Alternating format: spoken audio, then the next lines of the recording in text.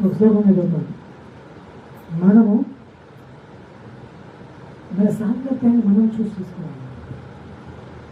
ఇప్పుడు దుర్యోధనుడు అర్జునుడు కృష్ణుడు. సో దుర్యోధనుడు సేనని చూసి చేసుకున్నాడు, అర్జునుడు స్వయంగా భగవంతుడు చూసి చేసుకున్నాడు. దుర్యోధనుడు ఏమనుకున్నాడు, నాకు ఈ సేన ఉంది చాలా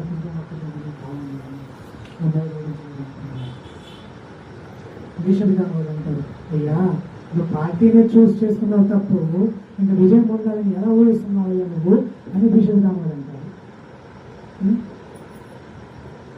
అదే నువ్వు నీ యొక్క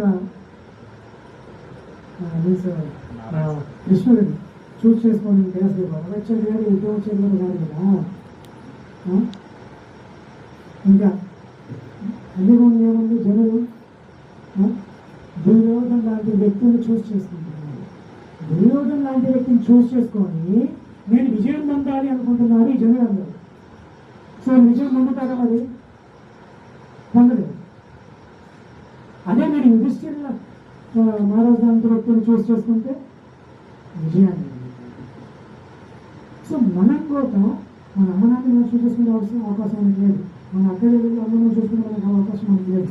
కానీ మన మిత్ర పరివారాన్ని, మన సాంగత్యాన్ని వివిధ వ్యక్తులతో చూస్ చేసుకుంటే ఇది మనమే. అది ఎలాంటి చూస్ చేసుకోవాలి, మన చేతిలో.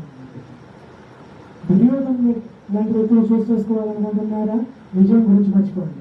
యుధిష్ఠిర మహారాజు లాంటి వ్యక్తులు చూస్ చేసుకోవాలనుకుంటున్నారా, విజయం పక్కా. ఎందుకంటే ధర్మాత్ముడు కాబట్టి. అది మనం ఆలోచించాలి. ఎందుకంటే కలియుగంలో అందరూ దుర్బుద్ధి కదా దుర్యోధనుడు.